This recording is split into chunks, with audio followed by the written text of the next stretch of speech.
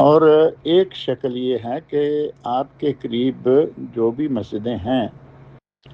آپ نے چیک کر لیا کہ کسی میں بریلوی مکتب فکر کا شخص ہے اور کسی میں ہے تو کہنے کو دیوبندی، لیکن شرکیہ امور کا وہ بھی ارتکاب کرتا ہے،